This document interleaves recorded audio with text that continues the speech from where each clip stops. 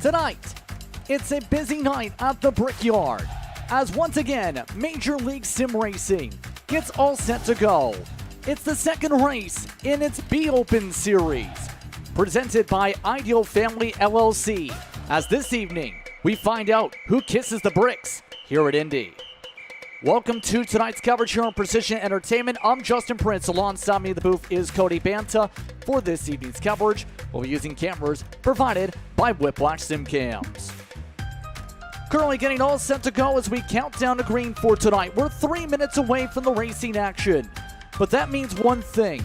Lots to talk about here, Cody. It's early in the season. One race down, many to go over the course of this campaign.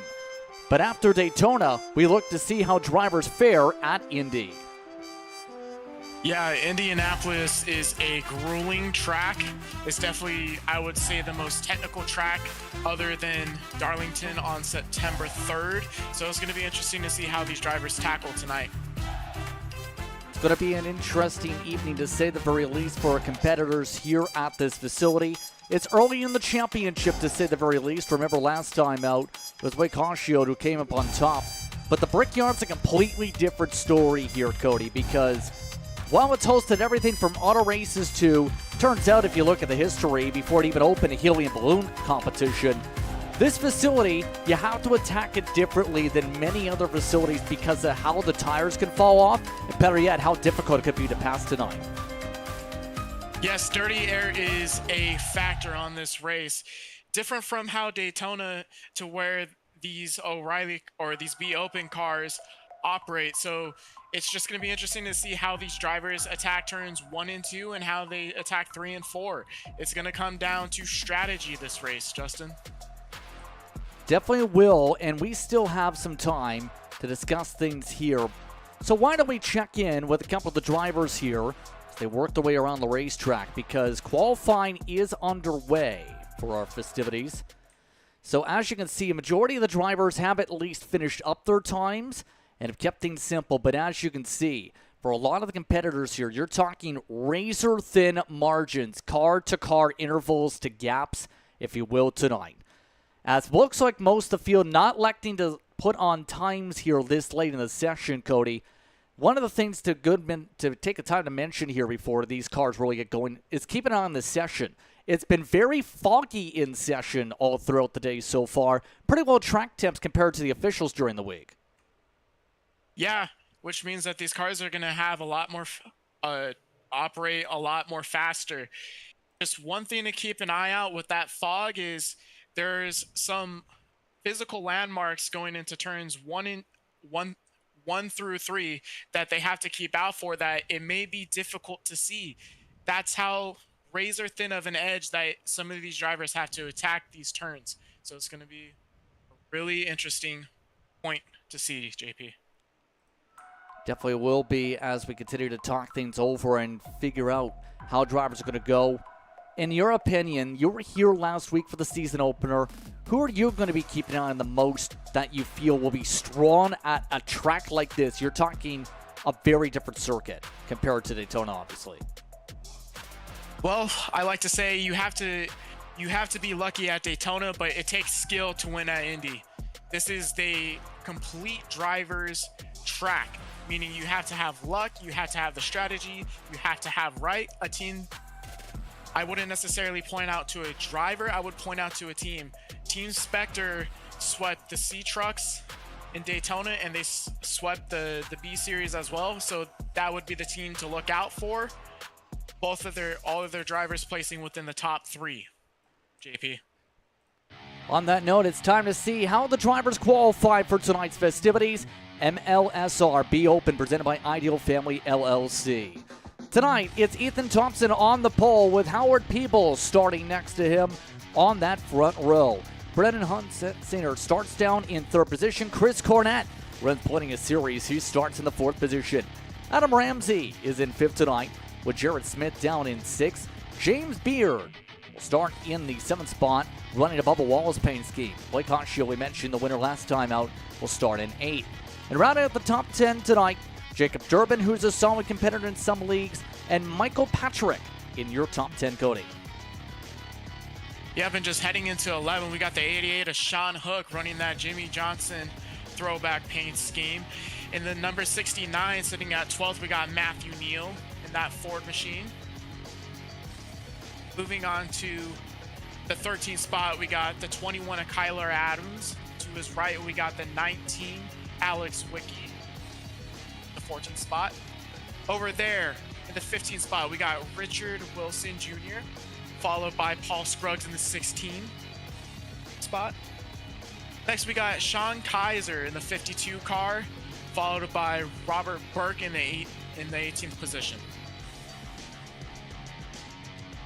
Gary May is in 19th in that number 9 machine, followed by Corey Powell in the number 92, sitting at P20. That's a name to keep an eye on to potentially cut to the field tonight. Cody Adams will start in 21st tonight. Then you throw up to 22nd. That's where you'll find Chris Etchipar. Etchipar will look to try and etch-a-sketch a victory. Dakota Sidrus will start down in 23rd with Christian Vapone down in 24th. Also in the order today, Michael Eldridge and Jordan Semgani Mander, one of the last drivers in the session tonight. And some of the final drivers, in fact, your last ones in the grid tonight are Steve and Shannon and Justin M. Bell in your order this evening. Tonight's going to be an interesting night, to say the very least, for our competitors as we prepare for this evening. Drivers currently pacing themselves on the track. Let's take a look at your race analysis. 90 laps is the scheduled distance per officials here this evening, with 65% fuel, 4 tires sent to the pits, and 2 green-white checkers if necessary. Cody, what are you keeping an eye on with those metrics? I'm keeping an eye on 2 things: the fuel and the tires. It's going to look to be around a 3 to 4 stop race, but if this thing goes green the whole entire through, it's going to come down to strategy. How these drivers can take care of their car. I think that's going to be a really big key in order to win or come out here with a really good points day. And all these drivers will have to keep themselves clean over the course of the evening here this evening at the Brickyard, to say the very least. A few different drivers of note do provide cameras. Brought to you by Van Louis Stickers, good supporters of the broadcast we see here on Precision Entertainment. That includes James Beard, Sean Kaiser, and Ethan Thompson from left, right, middle in terms of what they provided as we view along with them this evening, the racing action. But it's just about time to get things started. We're happy to have you with us for tonight's coverage. MLSR, the B Open Series, ready to fly, presented by Ideal Family LLC. Let's take a listen to the sounds as these cars get ready to rev. The Brickyard, ready to play host to 90 laps. We're underway from Indy.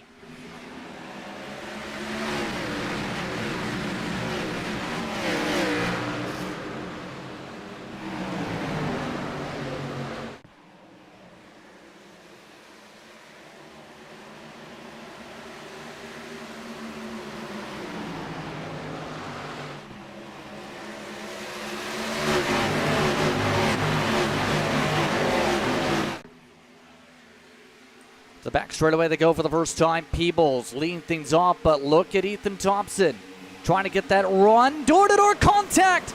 A slide for the 98. He holds on to it, and Thompson is lucky to hold on. Looks like he's avoided damage as Cornette looks to take advantage on the outside, up to second. Yeah, we just see a little bit of these cars just getting a little bit loose off the exit of 4 here as they get ready, as we ride in the backfield. Cornette here approaching turn 1. Peoples and Thompson got into it just a little bit, and it's not really a great idea to do that within the first lap, but it definitely sets the tempo. Absolutely a great save in that situation in the first place to avoid trouble, but already the intensity picking up for a lot of side-by-side. We mentioned Jacob Durbin going to be someone to keep an eye on here.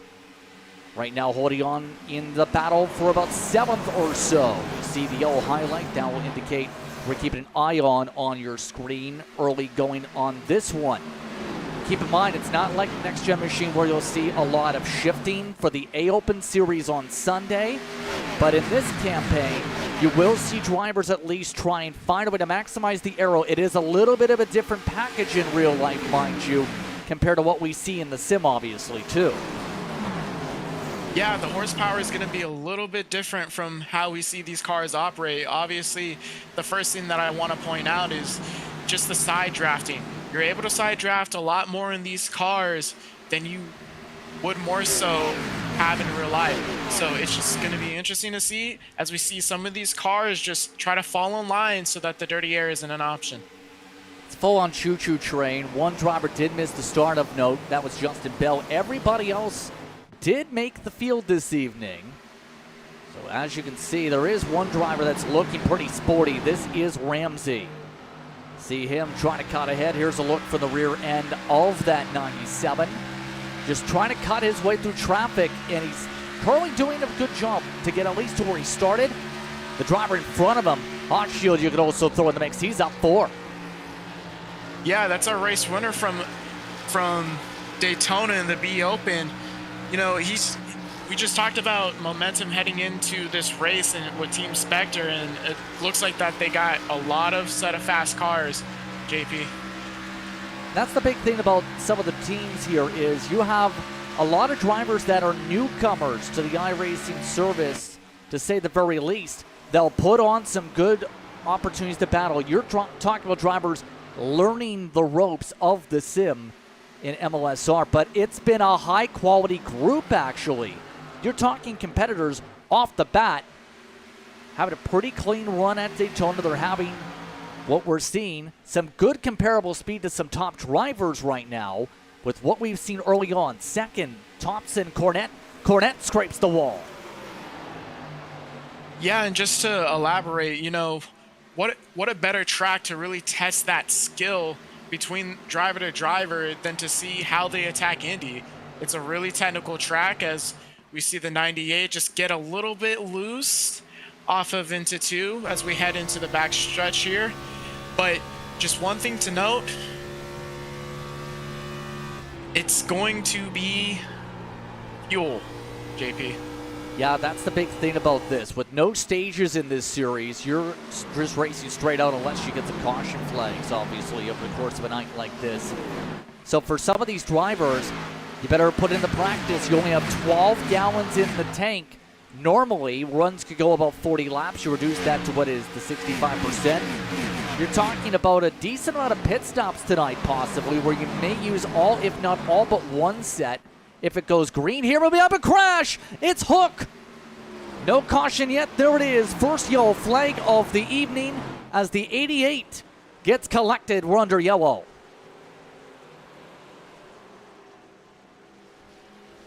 Let's take a look at what happened here, if we can, on the replay, because that was a pretty significant hit.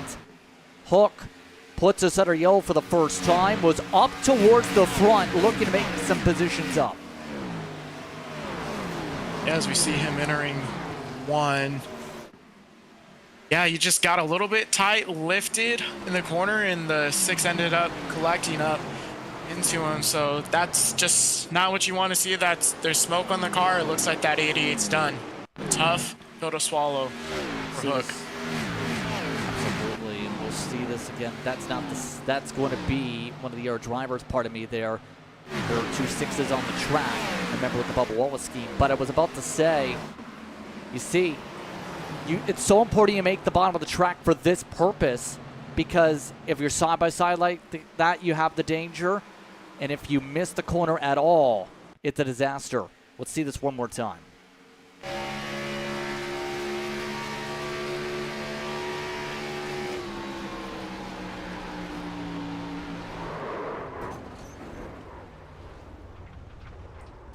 Heavy duty. Yep, and it just sucks for that 88 machine. You know, we just really unfortunate 2 weeks for the 88 car. He's gotten himself into a little bit of mess to start the season, but it's still a long season. So if I'm that 88 crew chief, I'm telling my driver, hey, we had a lot of momentum going in. Let's just keep it smooth. It's going to be interesting to see these other drivers. Do they elect to pit and just take fuel? Here, JP. Keep an eye on that here. Only the 88's down pit road. Let's see. And it looks like the answer is yes. Everybody's starting to peel on down here, coming for service. Except for maybe one no. There are a couple, Ramsey, Thompson, and one of the Adams, but everyone else is making the clear call here. They want to come down, get a top off at the very minimum. It might be too early to use the set, obviously. Yeah, I mean, it's just, this does two things for me as a driver in my mind. It gets me a reading on the tires. It can tell me a lot about, you know, how I was able to drive. It's going to tell me how far off the runoff that these tires had, and it's also going to tell me how much fuel I'm burning. So it's just good to get your marks early on so that you're not playing the same game that you were playing in Daytona. It's going to come down to pits. So if I'm early on the race, I am pitting every single chance that I can get for fuel. As you've seen, there was a close race off pit road, by the way. Cornette won it.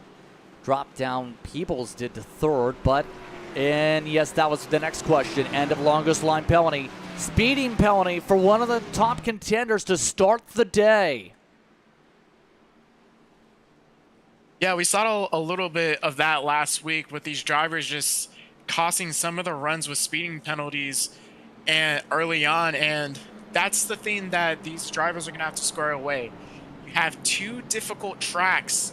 The pit lanes over in Indianapolis are narrow, so getting in and off a pit road is going to have to be crisp and clean. It's going to be an interesting night for these drivers up at the front, though, that are banking on more chaos, obviously.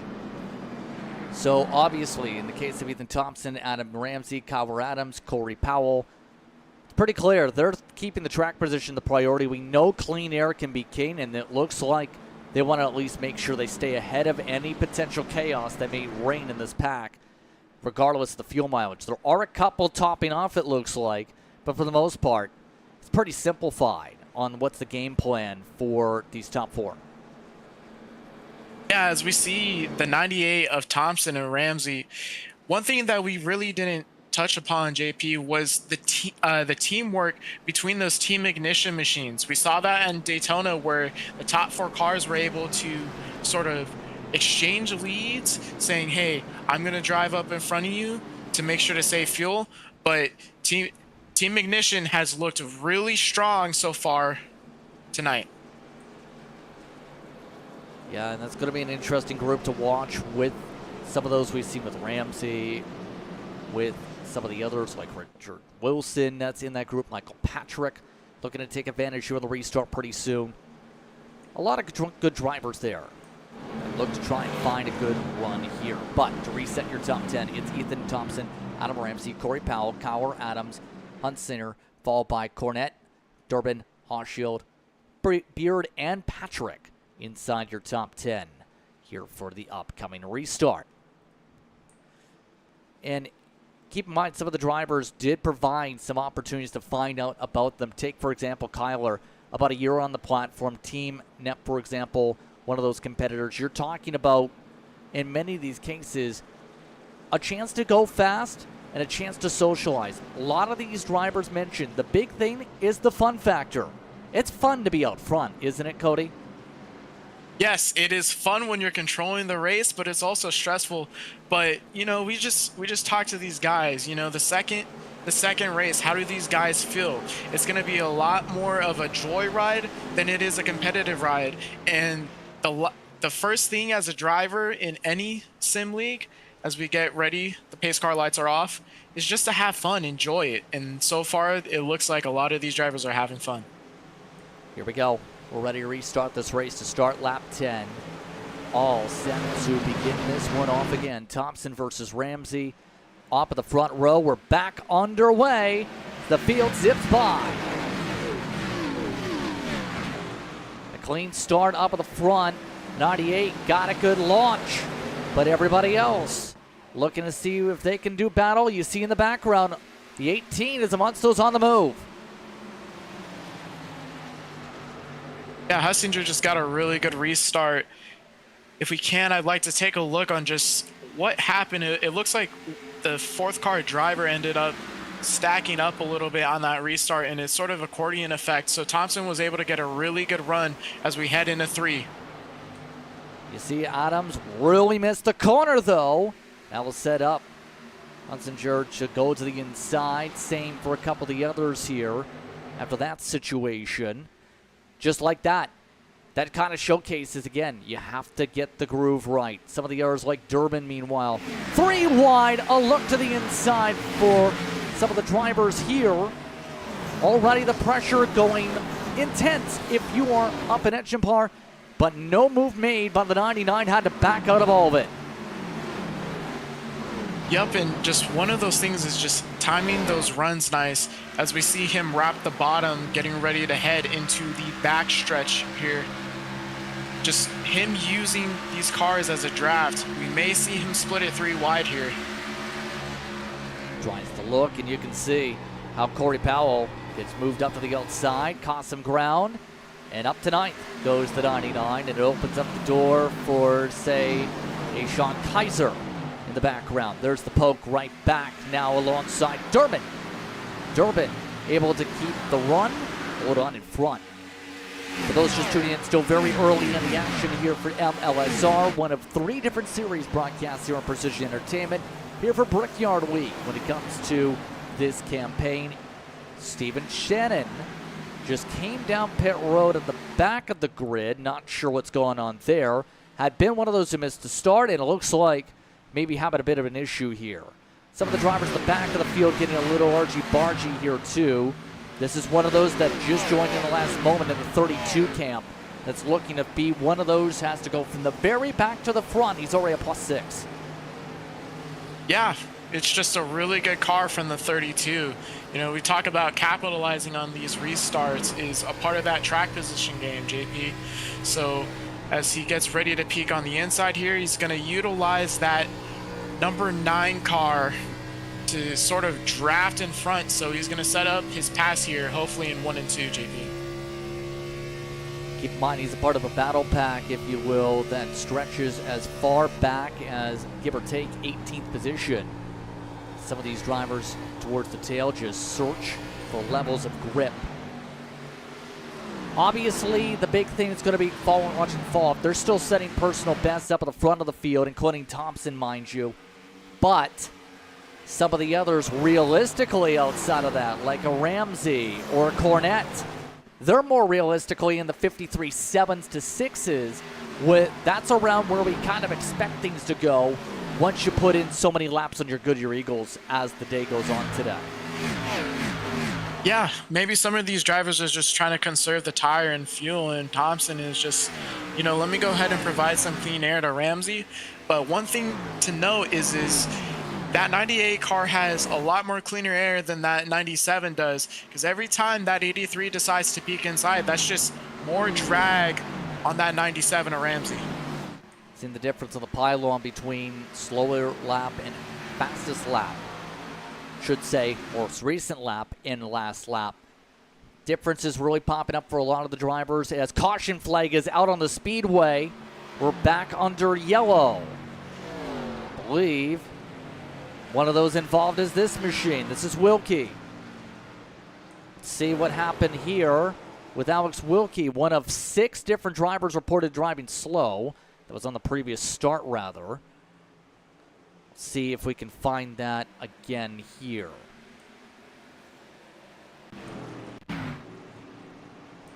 Apologies here as we look to see the situation for him. Apologies. We'll search for that in a moment. But that being said here, big caution for one of the drivers there for the 19. It's going to put us under yellow. Yep, and that just means more fuel. So if you're those drivers that stayed out, I think you would pit here. I think you would want to be on the same or better fuel mileage than some of these other drivers. Can you see it right here? This is why we're under yellow. The 19 was in amongst the Hornet's nest. And then, wow, the 92 hit the wall. Yeah, that's just a tough break as luckily, it doesn't look like he sustained that much damage. Obviously, we see the right rear of the bumper caved in, but we just see some of these cars get tight. It looks like the 28 had to check up, and that shot the 52 up just a little bit, and next thing you know, the 19 was there, and that's not what you want to see if you're a Team Spectre driver. I agree with you on that one, and that is why we've gone under the caution flag here in this one. Again, one of those in that was Kaiser, and he is looking like one of many actually coming down pit road, including your race leaders here. So pit stops underway again.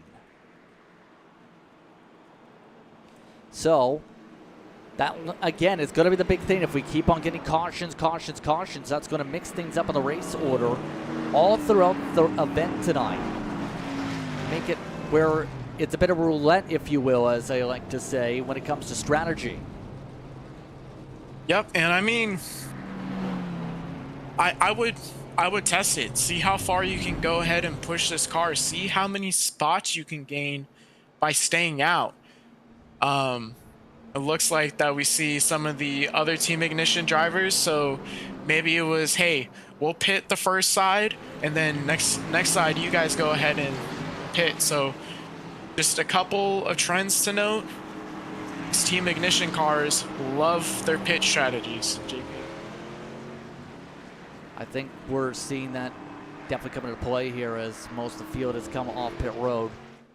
But as you can see, that 99 machine, one of the first drivers off the lane, and a majority of the drivers that came down there did take Goodyear Eagles, and two of the drivers who stayed out did take their first set during the first caution, including Siderus and Adams, in their situations here in this one. So with that in mind, as we continue on with the early portion of this caution flag, I'd like to remind you this series is brought to you by the Ideal Family of Businesses. The LLC is a parent company uniting a diverse group of businesses under one trusted brand. Built on integrity, professionalism, and commitment to excellence, Ideal Family LLC provides high-quality services across multiple industries while maintaining the same customer-first approach in everything it does. Our family of companies includes Ideal Pest Management LLC, Residential Commercial Pest Management, Wildlife Control, Preventative Services, Ideal Construction Renovation LLC, Quality Construction, Remodeling and Property Improvement Solutions, Ideal K9 LLC.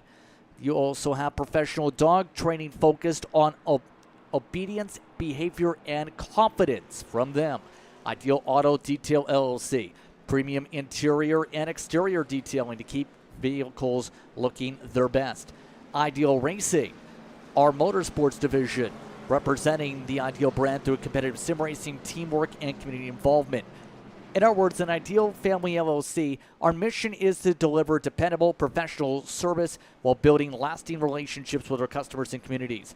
No matter which division you work with, you can expect the same dedication to quality, honesty, and customer satisfaction that defines the Ideal name.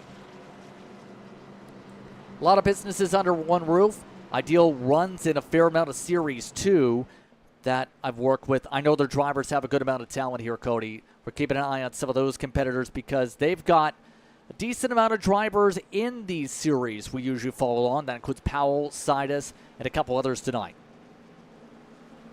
Yeah, and, you know, for Ideal Family and everyone at the Ideal companies, you know, it's a family. It is a family. They make sure that the customers are taken care of, and the same thing, they make sure that these drivers are best equipped to attack, whether it's in trucks, whether it's in the B Open Series, or whether they're in the A Open Series. So it's a strong set of drivers, but also a great team that supports those drivers as well, JP. So as we said, the top four did stay out on strategy here, as they will try and see what happens. Remember, here's the laps differences for giving you reference. About 15, 16 will be about the time when just about everybody would be already have come down this caution. 7 to 8 is the previous caution. So we're all set to go for another restart. This to start lap 18 from the Brickyard. Majority of the fresh tires, you'll find them around 7th to 8th position. Here we go. All set to go. Green, green, green. We're back on our way. And a bit of a stack up with Cornette. And some trouble. That involves some of the newcomers sliding about. They keep it going as everyone battles to the corner. Yeah, that's just the second restart that we've seen. Some of these cars struggle. It's like an accordion effect, and some of these drivers just have to, I'm not saying pay attention, but they have to have sort of an anticipation on when that front car is going to go. Yeah, and that again featured some of the drivers. I think the 32, Zamagni Mander should say, amongst those that got some of the biggest bobbles. Let's see if we can take a look at what happened previously, if we can. Go back one more time and you'll find just how wild things got off the start here. Obviously, you don't want to stack up off the green, and that's exactly what happened here. He was on the outside and was bobbling a little bit amongst those to the inside. Also, caution is live action, so a couple different incidents going on. Head back towards the track, because as things have gone on here, we've seen somebody have an incident on the racetrack to put us under yellow and already has gone to pit road. This is Phil Pone, who's had an issue. And we're under yellow just like that yet again. Already a flurry of trouble popping up here. Let's take a look.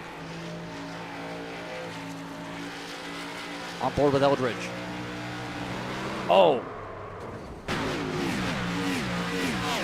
Yeah, it just looks like he caught that wall and his wheel sort of lost loose there. So we've seen a couple drivers with the way of how they hit that wall. It just upsets the car. It's almost like a huge pinball effect where these cars will just hit the wall and they'll shoot down. So a lot of it is unfortunate, especially for the 45 car. No, but a lot of these cautions do come in a bunch whenever they happen, JP. And those are heavy hits to the cars as well as a result with their damages. So that potentially could decimate their chances for the rest of the day here. They've already, as you can see, either exited or gone on the tow truck. Yeah, and what this does for the other set of drivers, just in case they had some sort of damage that they accumulated running up into those walls off of turn 4 and turn 2, is it gives you a chance to fix this damage. Luckily, you know, just heading to Iowa, for example, if you were to look at Iowa, the pace car it's a lot more shorter of a track, so the pace speed is going to be a lot more similar to that of the pit road speed. So it's now, this is the time, if you're a driver that has gone through a lot, to sort of sit back, recollect yourself, fix the car, make some adjustments necessary. As we see the first two cars get in and the rest of the field sort of mixed up on their pits. Yeah, that includes the 99 who stayed at the last caution. Actually par.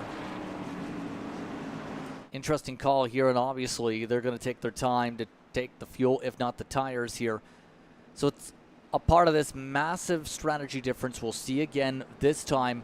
A lot of drivers, in fact, at least 9 or 10 stay out, including Cody Adams, Adam Ramsey, Thompson, Cornette, Sidrus, Beard, Wilson Jr., Burke, and Corey Powell amongst those who come on down. Let's see.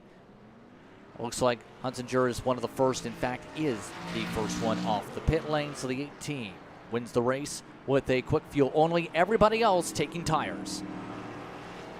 Yeah, and you know, you have 5 sets of tires. So if I were to break that down just on a quick math, you have an extra set to spare. So you could sort of go ahead and take maybe 17 laps on these tires, theoretically, on every single run, and be fine, not worry about the fall off. So it's going to be interesting to see on the difference between the 5-lap worn tires and the new set, but I don't think there's going to be that much of a difference just because we haven't stayed green for that long, JP. I mean, on the bright side, Ethan Thompson looks very chill. He's been one of the fast drivers here early on in this one. Seems very relaxed in his virtual reality of his cockpit. Yeah, he's very relaxed. I sort of like the design that he has inside the car. Just calm and composed. Not really worried about being in the top three. And that's one of those things to where, you're sitting up at the front of the pack and you're just having a stroll, just having a Sunday drive, as I like to call it, JP. And with that in mind, as you see how relaxed he'll stay here, we're getting all set to go for another restart next time by.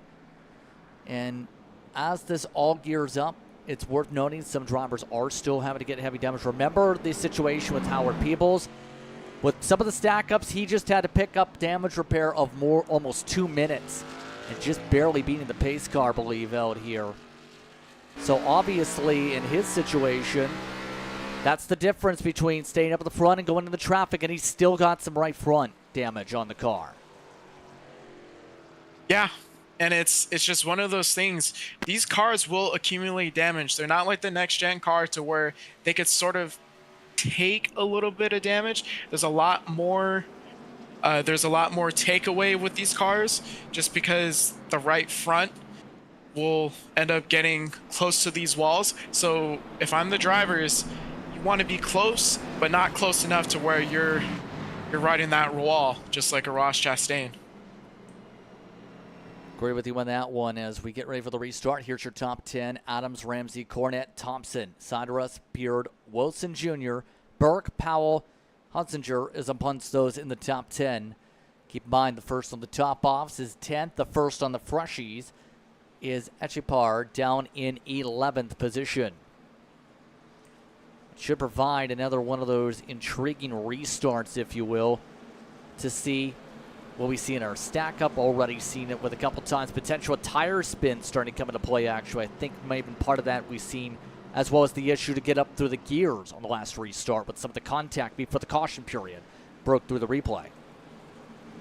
Yeah, some of these drivers may be starting in first gear, so we may see some sort of blipping of the throttles to sort of go ahead and fix that issue. Just one thing to note, that 19 car is fixed in the back end, so great news for them as we see the pace car lights off and heading into 4. Get ready for the restart. Here we go. Let's watch him for the flag stand this time as they're taking the slow roll up to the restart zone to start lap 23. Still plenty of time to go. 68 to go at the line. We're back underway. Field goes at full son with a good start. Looks like no issues up at the front. That 09 machine, very interesting paint scheme to say the very least if you analyze it in multiple ways. But right now, Adam Ramsey says, analyze this. I'd like to go to the front, please. Yeah, he peeked out and then went on the bottom. That's a great move from Adam Ramsey. A really skillful driver. We saw him lead a lot of the majority of the race over at Daytona, so it's not surprised to see him at the front here. He is a very high contender if I'm in Team Ignition or if I'm just a fan watching. You know what the issue is, though? You see the 09 did not get a great start at all. Already on the outside, getting attacked by multiple drivers, including Ethan Thompson. Did not get the start needed that you would expect, but he is one of those on the oldest set of tires in the entire field, or longest stint. 16-lap stints, and he is still searching on the 5th line. Yeah, that car is a little bit tight. It's not slick. Of course, the track temp is just a little bit down from what the officials were running, but that's the difference between 5 laps and 15 laps, and those restarts do not help. The cold tires is a lot less grip to search with them when those tires are worn in, JP. Join the action here tonight. Be sure to interact with us tonight, whether you're watching alone on the full YouTube side or tonight on the YouTube short side for this evening's coverage. Say hello and be a part of tonight's coverage here on Precision Entertainment. But as this all goes on, some of the others trying to make some moves. Remember, on Shield from Daytona, well, he's bringing some of his teammates with, it looks like, trying to get some runs up the inside. Looks like Durbin. Also have Powell amongst those trying to find something on the outside as Ramsey sets the fast lap. Yeah, and it's just those team drivers, we're seeing the chemistry. Some of these drivers, you know, that you talk about have ran in different series and stuff like that, and it's starting to show. Team Spectre has a lot of chemistry, and they showed that over on Daytona, but they're just helping each other. Help me, help you. And that's why it is great to have friends that you can draft side by side with, JP. A little bit of battling going up the road as well, as Michael Patrick able to make a pass on the run. But this is about the point in some of the cases, too. You're going to have to keep an eye on a Patrick or an Echipar in terms of the run here. Or, in the case of second, maybe a Beard, because right now Beard trying to pass Cornette, who was amongst the fuel onlys a while ago. A squeeze. Already, remember, we're part of one of the stack-ups earlier. Beard, near contact, shuffles back to third. Yeah, just one thing to note between Beard and Cornette over here is just the tires.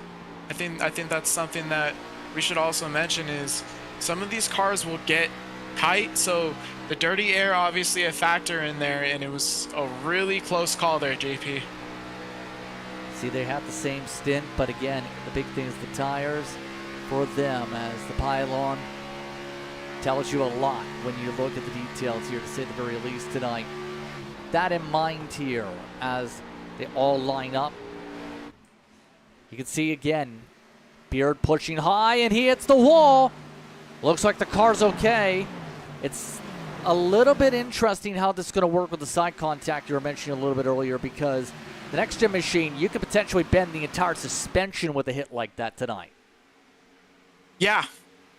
We talk about the difference between the next-gen and the B-Open car. You know, it's way different. These cars more so drive of like how the Gen 6s used to drive. So a lot of these drivers may be driving in the corner too deep. So we may see them just slow it down just a little bit, focus on a clean entry, and focus on the exit speed, JP.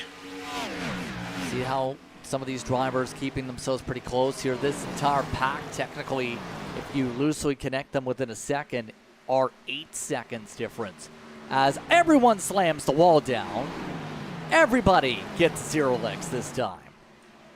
So, I was going to say in that reference point, though, this is a track where it's similar to that of Michigan, where the draft impact is big. We're kind of seeing that here. So really, how are you trying to make a pass tonight, Cody, at a track where it's been already proven it's hard to pass? If you go to the outside, you can potentially go backwards. If you try and go lower on the inside, yes, you get clean air, but it also could potentially cost you time. There's a lot of factors. What would you be doing if you're in the car? But beside drafting in the straightaways, set up my passes in the turns. What you don't want to do is you don't want to be even with those cars on corner exit. You want to go ahead and sort of be not side by side, but to the point to where you can go ahead and put that right front of the car next to their left side, their left rear of the car, so you can go ahead and side draft them in the straightaways. Because in my opinion, inside is the correct way to go for any pass over here at Indy. I agree with that 100%, and really, it's one of those types of tracks you gotta be so critical on making moves. Speaking of moves, 18 is now up to the top 5. Looks like he's bringing Echipar with both of them on the strategy of pitting before. The 18 took the fuel only in the last caution, though. Echipar took the tires. A little bit of difference on tires, but not too big, because the time of the caution flag, they are both cutting through this pack at a speed difference of up to 0.2 per lap. Yeah, we just talk about those team ignition cars, just sort of, there isn't really, you could say, who has the best car in team ignition. It is a group effort. So that's how you know that these teams are dialed in with their cars and with their setups. So it's a really good team. And also they work together. That's something that we saw with Team Spectre and what they're doing. But a lot of these fast cars, we're starting to see a trend here, JP. We're definitely seeing that in a couple of the cases where we're seeing the best drivers separate themselves as part of this field. Hot Shield looking to make the pass amongst those inside the 8 spot. Richard Wilson in a battle of Supras, 3 different Supras. Teammate able to help out the 54, continue the march. All this is while, by the way, Adam Ramsey is a rocket ship. Right now, if you think about his time, compare that to, say, let's say, one of those up at the front, like a James Beard, for example, on lap time. 3rd place car. You can see the difference of the time pop up on the right side where the name bar is. You're talking 0.2 a lap quicker despite everything for the most part for Ramsey. Those drivers on fresher tires are only matching what, for the most part, what the 97's doing.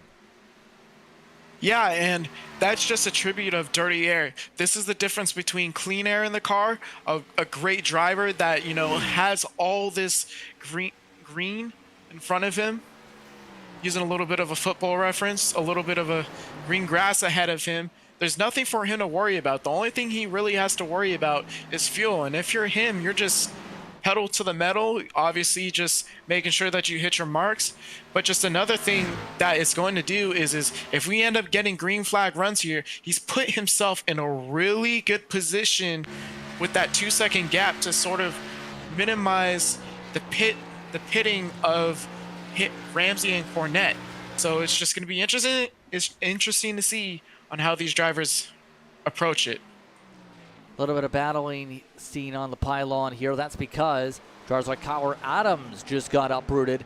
You can see that 21 machine in the back of the group just shuffled to the back of the drivers like Kaiser, from some of the contact earlier moving up along with Powell. And remember, recovery drivers are going to be important. Talk about the mindset. What's kind of your mindset if you're, say, a Kaiser or anybody like that was involved in an earlier incident, already hit the wall, had to repair the car? How do you try and focus yourself back up to that as Powell gets uprooted? It just falls under, let me set 1 lap down. Let me set 2 laps down. Be consistent. Consistency is key. And when you can run consistent laps, you know, you really don't have to worry about the other stuff. And always telling yourself there's going to be another caution. So there's always going to be a chance for you to go ahead and restart, as we see him take turn 3 in Adams right here. So we right alongside him, heading into 4. Yep, you see it right there. Small differences pop up as the fog continues to settle in. Weather check-in, by the way, as you can see, temperature's actually below 90 now for your track conditions. It's getting more and more grippier there, and what has continued to be a very humid day where, at the bright side, at least it's not 100% fog. Yeah, you don't want to be in any horror movie that has fog. It's not a great time. But also, it's just also, as we see some of these drivers enter pit road, we got some of the damage that some of these drivers was just selecting to fix. Go ahead and take fuel, fix it up, just, you know, reset. So we're seeing the domino effect of different strategies, different cars. You know, some of these drivers are going to have to take chances. You know, we saw it in a different series where some of these drivers took chances and it put them up in a position to win. And I think the big number out of those who just came down to pit, I think we're going to have to keep an eye on, especially after what we just seen there. It's simple. 26 laps was the stint for those who just peeled on down. Those were some of the drivers who trying to stretch their fuel runs out and trying to stay out on different strategies a couple times. So realistically speaking, maybe 20 to 25, a realistic range here tonight, that if you haven't put the time in, you're thinking about pit stops in the next few laps if you're the leaders now. Yeah, and this is why it's so important between the gap between Cornette and Ramsey. You know, there's more margin for error with Ramsey if he sets himself in front. And just to mention, Ramsey's laps have dipped a little bit, so now we're starting to see these drivers get into a run, but now you just have to be alert on what could happen. Some of these drivers can mess up. Some of these drivers can land it perfectly. You You never know. So now this is where the awareness and this is where the thinking of the crew chiefs and the teams are going to have to start being talked about, JP. So right now we're already coming up 54 laps to go early on in the race, around the middle portions, if anything now. Just checking along. Looks like some drivers peeling on down pit road a bit there, as well as others looking to battle. Ethan Thompson is amongst those who just entered the lane for scheduled service. That's one of the front runners, along with Richard Wilson Jr. Already their second and third stops coming up respectively. Yep, and this should be a full stop here. I think this is going to be the first time where we see these drivers, you know, sort of be on the same page. I think when you pit here, you're going to take a fresh set of tires. But my thing is not putting yourself in a position to where you get lapped, because then you're fighting other drivers for track position. So putting your car as much positions as you can, or gaining as much spots as you can while you make these drives, as we see Ramsey peel off into pit. So it looks like he went about the same for... You know what I noticed there on that? That was pretty conservative on the entry, wasn't it? Yeah. iRacing did an update recently to where they're starting to crack down, and you know, we saw that in Daytona. A lot of drivers ended with speeding penalties and ended up getting themselves a lap down. So this is where track position and exiting is going to be paramount, as we see Kyler Adams, Sean Kaiser, and Howard enter pit road. You know what just happened? As you see a couple P's on the pylon, and I'm not talking about the Precision logo, we're talking penalties. 2 different speeding penalties here for Peebles and Kaiser. That's going to cost them 40 seconds apiece on the racetrack. Yeah, that is detrimental. You know, it's give and take. A lot of it is give and take, but one thing you can't do is speed in pit road. What I like to do normally is I like to put that car in the highest gear, so that way that the car maintains its speed. So that way, when you enter, you're in 4th gear, and when you get to that box, that's when you drop it down to 1st, JP. Following along with the 18 machine. Meanwhile, this is one of the biggest camps. We talked with Spectre again tonight. I know there's a lot of excitement about this series for these drivers, get a chance to get seat time, develop against some of the competitors as they move up through the iRacing ranks. Hunsinger amongst those that's appeared in a couple different series, and I know some of those on that side very confident in this 18. Seems to be in a decent spot. These 3 pretty even, and these drivers can still go another couple laps for those in front of them. He can go an extra 5 laps than the 83 and 25. Yeah, and staying out as track as long as possible before you have to pit is a very, very good strategy. You want to push this car to the wheels fall off. That is what I like to say. And if I'm Blake Hosh, or if I'm Hussinger, or the 54 car, I want to go as hard as I can. You know, I'm on better tires.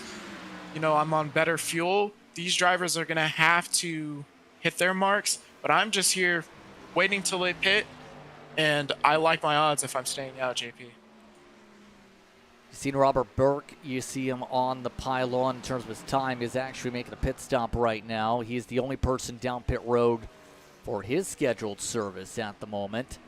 But is that going to change? Yes, I think it is, because Chris Cornett and a couple others just started making their way down here. There they go, in for service. And they come in as expected, 25. They brought an Echipar, though, who was only 20 laps into the run. Yeah, and this is, you know, being on the same page.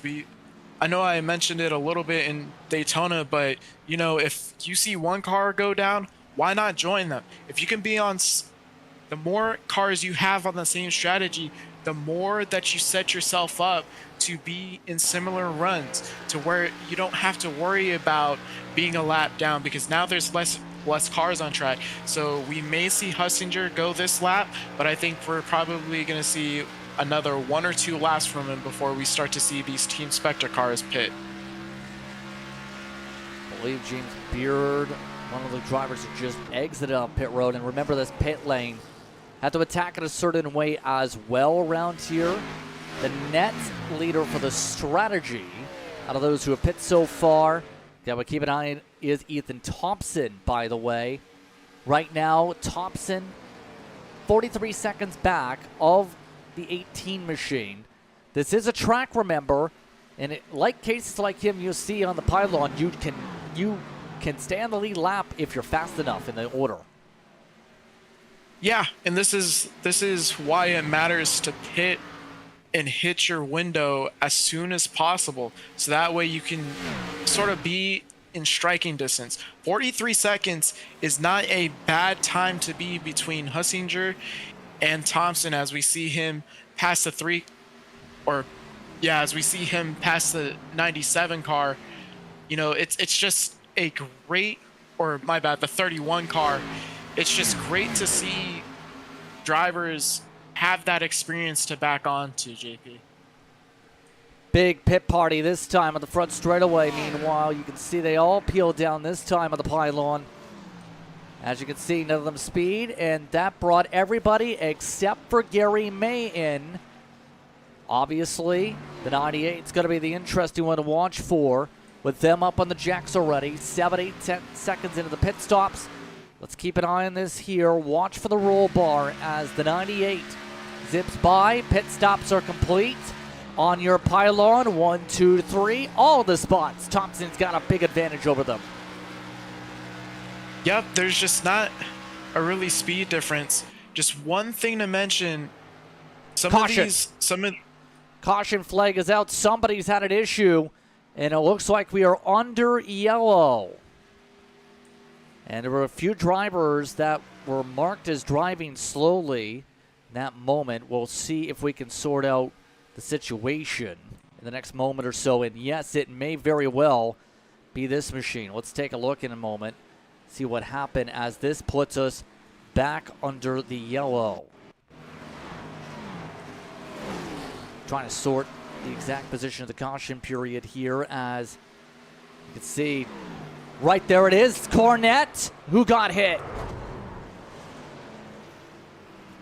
We just see turn 2 just provide a challenge to these drivers. Turn 2 and turn 4 are by far the most dangerous corners to worry about, because these cars get loose, and especially with the way of how we've seen these cars sort of snap inside, a lot of these cars are getting loose, and a lot of it has to deal with worn tires, a lot of it has to deal with dirty air. If you're the 83, it's a tough break. The 31 already has right front damage, so it's just a microcosm, JP. Yep, right there. The ideal machine gets the contact. Cornette getting a couple different shots. That puts us into the caution period. Still up in the top 10, interesting enough with that, but damage is done. Yep, and just one thing to mention, if you're Hussinger, Hochschild, and Durbin that just pitted, this is a amazing call. This, not only did you pit, but you put yourself in a point to where now you're not worried about being lapped by these other cars that are on, 5 or 6 laps ahead of you. So now you have more fuel, you have cleaner tires, and now you set yourself up to sort of benefit from this call. So it turns out to be a really great call by these drivers, JP. So they get the advantage over drivers like Beard, Scruggs, Gary May, who are amongst those down pit road. You see at the end of pit road, those drivers still taking their 4 tires. This puts us right at the halfway mark, past the 1 hour mark in the racing action here too. They still have 40 minutes or so on the timer if it comes down to time. There is that if needed. That's one thing we'll have to keep an eye on later, is if attrition builds up, there is the chance of it coming down to time. That being said, take the chance to take a bit of a break here. We're happy to have you with us for tonight's coverage. We'll continue on with the coverage. Just a moment. You're watching Precision Entertainment.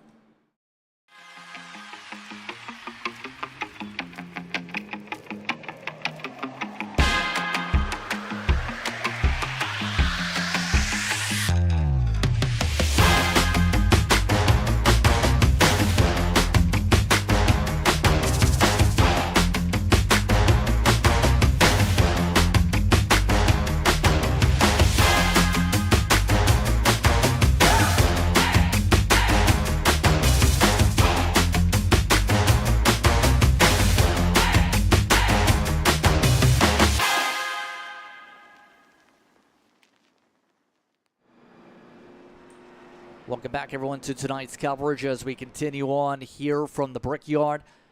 Once again, it's been an interesting night. Justin Prince, Cody Banta with you here for tonight using cameras provided by Whiplash Sim Cams. So we continue on through this one. Past the halfway point, we've had a few cautions over the course of the evening. But for now, everybody else is looking to reset. There are a few wave-around cars, it looks like, here under this caution period because the timing of the yellow flag. But Ethan Thompson, your current race leader, has led 10 so far tonight. Yeah, I think people are calling him Ethan the Machine Thompson, and he certainly has been operating as a machine, both literally in the physical tense and in the mental tense. He's just been really cerebral, along with that team ignition car just being dialed in. You know, he's hit his marks, he's had consistent lap times, and he's certainly a favorite here tonight, JP. And keep in mind, he's the second most tonight outside of Ramsey. Both of them are at the front, but there's been a fair amount of different leaders, just about double digits for those categories here tonight. People are picking up the laps as we continue on through the rest of the evening. So again, you reset your top 10. It's Thompson, Ramsey, Hochschild, Hunsinger, followed by Durbin, Patrick, Wilson. And by the way, look who's amongst those up at the front too. You also have that 32 Jordan Money Mander has been able to pick up some time and is in the conversation now, plugging away, up 18. Yeah, and this just comes down to strategy, putting yourself in winning spots. And you know, the more times you can put yourself in, the more you're going to see yourself running up in the front. And the more times you put yourself running at the front, the more experience you gain. So it's going to be a domino effect. If I'm that 32 team, I'm telling my driver, hey, great stuff.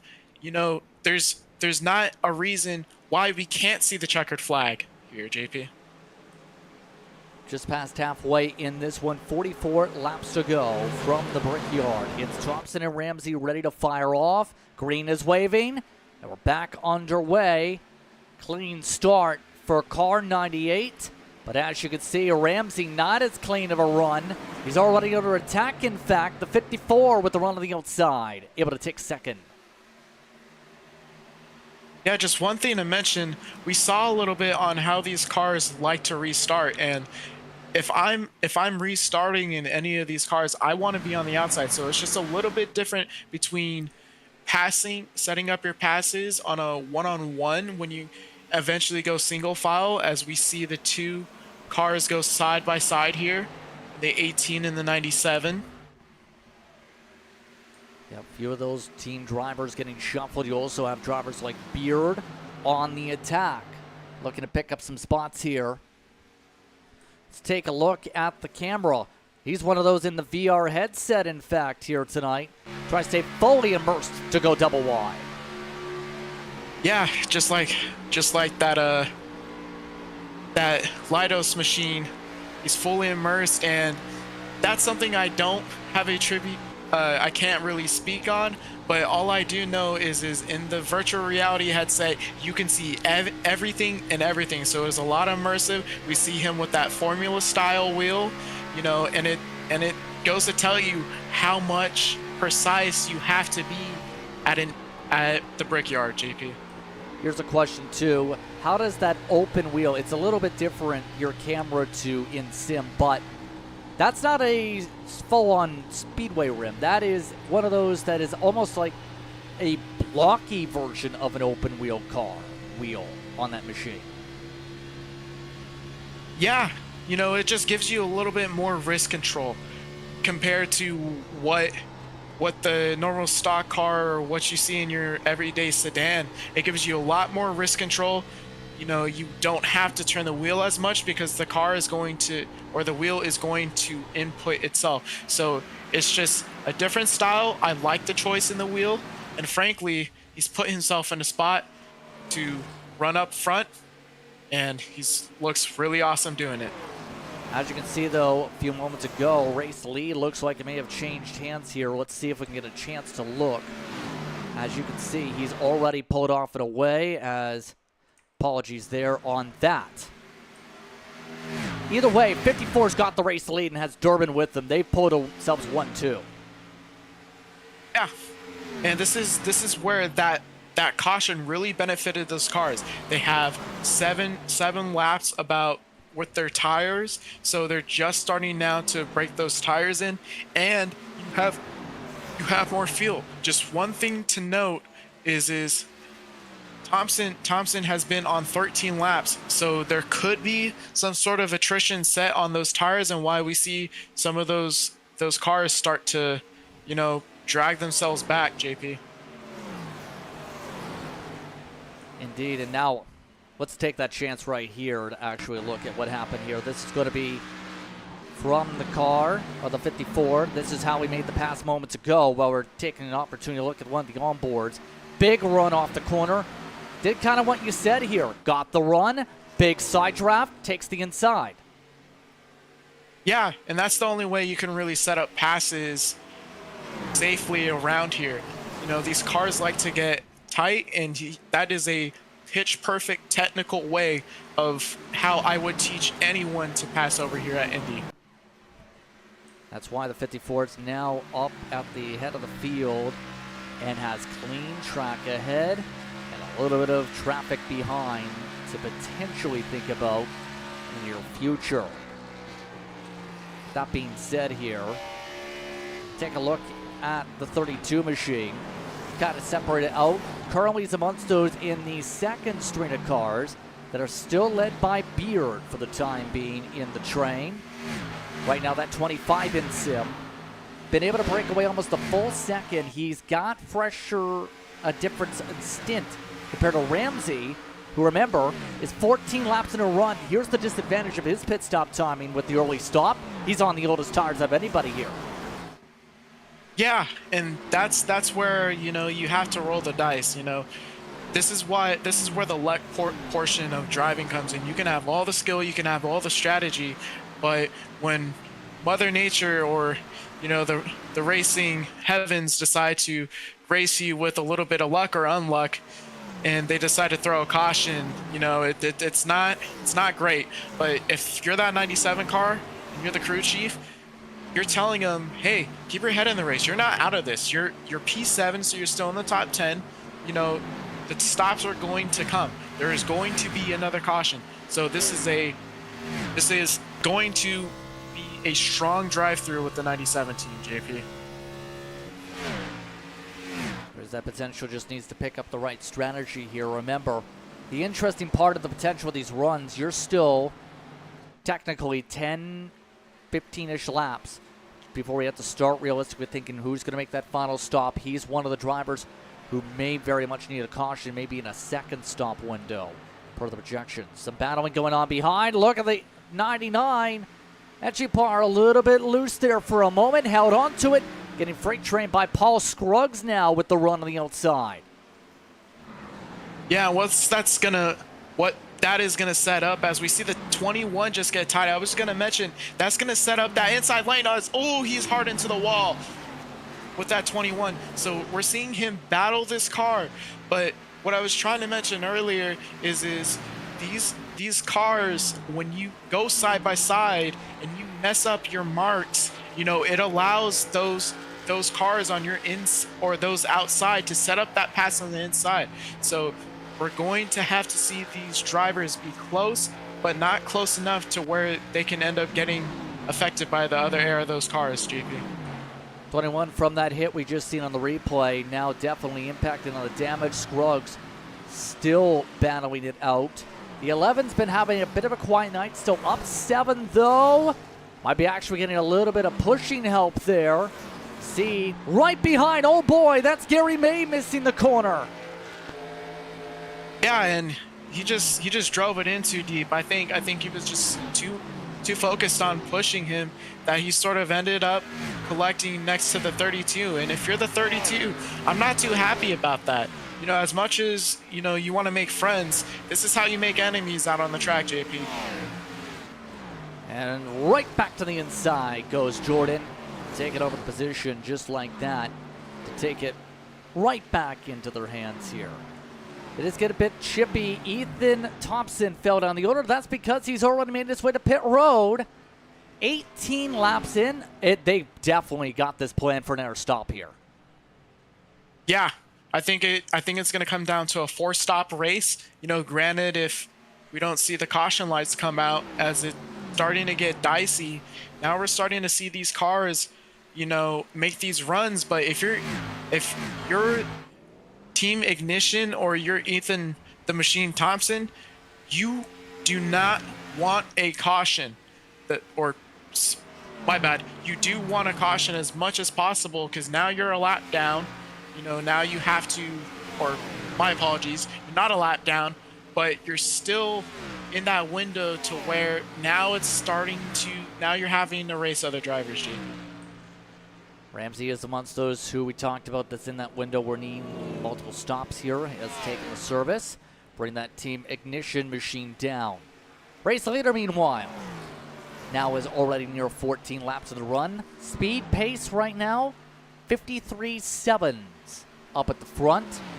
He is still, outside of his own teammates, the fastest cars on the racetrack at the moment, because you see the difference last time by the stripe. You have Michael Patrick, who is a 10th behind that. You have 2 tenths for James Beard looking to pick something up. And you can tell these three are all in sync up at the front with what they're doing. Robert Burke also in, and the caution is out. Yep, and this is what I was talking about with the 97. That caution is going to come out. So now we're going to start to see these cars get back on the lead lap, and now it's going to throw everything up in the air. I guarantee you we're going to see those top. Oh, that car is messed up, JP. That car is done. That is one of the drivers who brought in the onboard camera here, and as you can see, lots of puffs, and the 6 getting held back. That's a look of disappointment there, if that's anything to go off by. Chance to look at what happened here for him. Oh, they were 2 and 3 wide up in front. That's not a good start. Oh! No. Yep. This is the 21.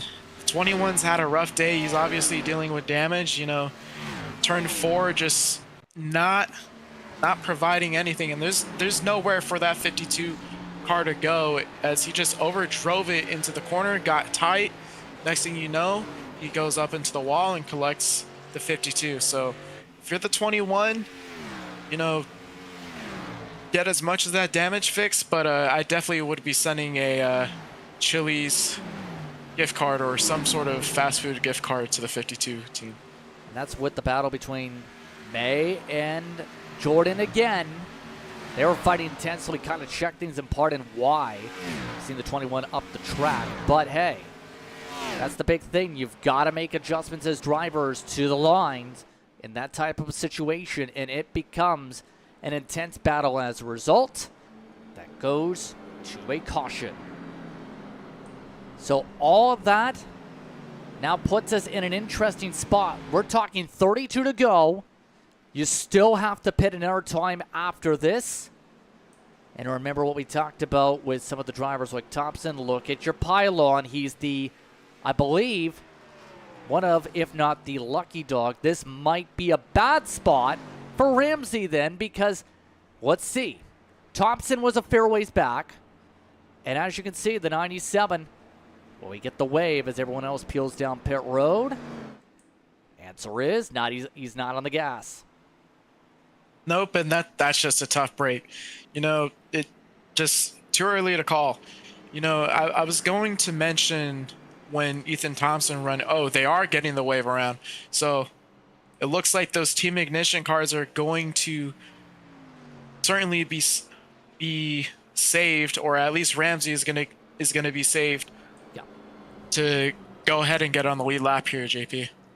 So it looks like Thompson maintained the lead lap to get the clarification here, while his teammate just took the wave and will have to start at the tail regardless. So the 98 is the lucky one. Race off pit road, already complete with 4 tires for everybody else. And you can see the 54 was the first one off there. Nobody rolling the dice there on strategy. Repairs for Peebles and a couple of the others in the pack.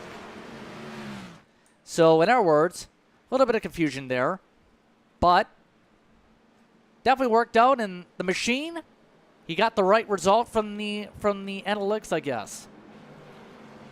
Yeah, and that's just the lucky side of racing, JP. Just one thing to mention on what this pit stop does as we near the halfway or towards the end of the race is now this puts every single driver in the field close to Cinch. There's only about a 4-lap difference between gas. We may see the 98 top up here. Obviously not. He's going to play the track position. But just something to mention is everyone is on the same fuel. So now it's going to matter on track position, JP. Give a shout out to some of those who have made charts. We've kept an eye on biggest movers throughout the night. Again, the 90 got the track position initially at Chipar with staying out on the track at the start of the race during one of the first caution flags. Now is on cycle with the majority of the leaders here. He was amongst those who took an 8-second stop. That got him ahead of the 58 to give clarification here. So 2 tires, it looks like, for the 99. Will that work out is a huge question. We're still talking 30 to go. Yeah, some of these strategies are going to be different. The way of how these tires wear is it's different per corner. So you're going to see that right front wear more into turns 1 and 2, and you're going to see that right rear kick in just a little bit more into turns 3 and 4. So I like the call here, taking rights, but you also don't want to unsettle the car. But just talk about the night that Etcheper has set himself up. He's gained 20 spots from where he started. So definitely a big mover here, JP. It's going to be fun to watch this battle coming up here as everyone warms up the tires. It's Thompson, Etchepar, Scruggs, Shield. You also have Hunsinger up inside the top 5. Durbin, Beard, Patrick. Then Jordan's 32 machine along with Gary May inside the top 10 for the upcoming restart. We still have plenty of cars in the lead lap. We have about 15-ish, maybe 14 should rather say. Gonna have a good shot. It's actually 13. If you look at your pylon, that's a good way to look. And as this all shapes up, who's going to get the edge in the second race of the season? That's everybody's question here, with plenty of races to go early in the season to pick up some points. Let's find out how this restart goes here for tonight's coverage as we continue on here from the Brickyard. The pace car about to drop off for more coverage of the MLSR Be Open Series presented by Ideal Family LLC. Look from up above as we get ready to see who gets the launch. Green back underway. And look at the 99 already trying to hug the inside. There goes the 54 to second immediately. Hochschild looking for the lead.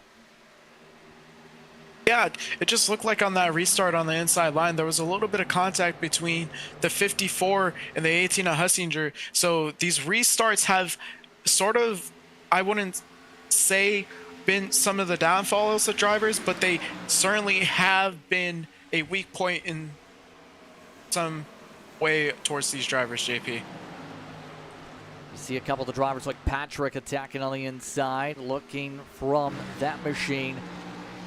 Keep in mind, Howard Peoples Peoples has been able to fix a lot of the trouble there on that machine. Almost contact, in fact, with Beard.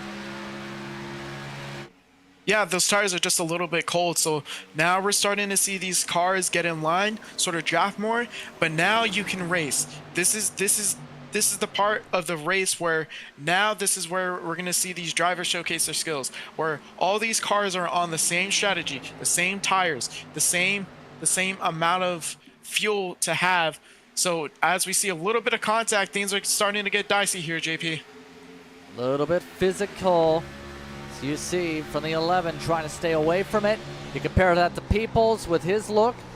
He's just trying to hug the inside at this point, pick up all the spots after being up the front early. Oh, hard contact, Beard. One driver, it's Corey Powell on a ride. Powell slides, and he goes to the access road. We stay green. I just wonder if he saved it, because if he did, this is going to be probably the save of the year so far, JP. Let's see what happened here. Did he hit the wall?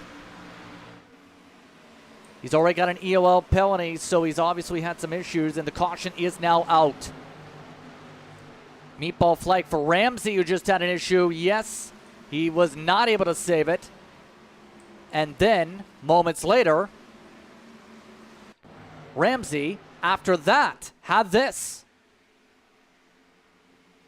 Yeah, he just drove it in a little bit too deep, man. Oh, that is a tough scene. That car is done, and Ramsey has been such a strong racer these first two races, and you know, the racing heavens just not giving him the benefit of the doubt. And you know, if I'm the 97 team, great day, but it's just not what you want to see. We have seen multiple times on where these cars just lose it off of 4. They're squirrely, tires are cold. We maybe saw these tires settle in, but now it's going to allow drivers like Adams to go ahead and get back on the lead lap, and just unfortunate to see from the 97. There's a look at Cody Adams in particular. He's scored now behind Cornette, but Cornette, see if he's the lucky dog or if it's the 09 here. Do you pet this caution?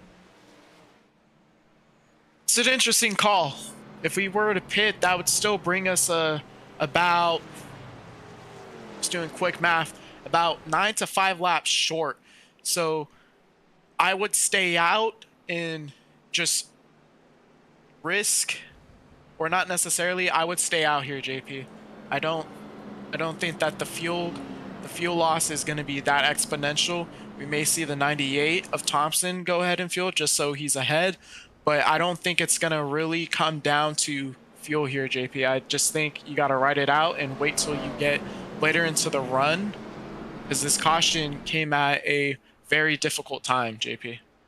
99, Echipari is amongst those who come down pit road in that response. So it's pretty clear. They're taking a page out of the book of one of the other series that was broadcast on different networks here, where there was a series that had its own racing at tracks like IRP as well as the Brickyard here last week. They were able to save 9 gallons of fuel. Let's put it that way, with the cautions that happened towards the end of a full-length Brickyard 400 in the next-gen car. I wouldn't be surprised if all these drivers are going to just keep on saving and saving if we get cautions, precautions, because that helps out their mileage. Then you have these drivers here like Wilkie, like Echipari, that are going to play it safe, where they can be a little bit more harder on the attack if they want to be. Yeah, and this will work out, because now what it does is it allows you to go ahead and have fresher tires. The difference between 10-lap tires and 5-lap tires are night and day, so there's going to be more grip. Obviously, the tires are going to be cold per restart, but you're going to have a better chance at restarting, so you could go ahead and attack drivers more. But just one thing to note is it's going to be close and packed, so you have to be surgical, just like the 98 car, and make your passes on the inside, JP. So it's been a fun night so far. Why don't we check in? First time tonight we've had an opportunity here with how everything's gone this evening. See if we can talk with one of the drivers here. Check in with Ethan Thompson up on the radio. Ethan Thompson is the broadcast booth. Do you have a copy? Hey, I got you guys. How is it feeling leading up there? 18 laps led here tonight. What's it been like in the car? It's been feeling really good. I mean, I'm really confident when I'm on the same tires as everybody else. The problem right now is that these guys behind me, they have a couple laps fresher tires than me, so it'll be interesting to see if I can hold them off.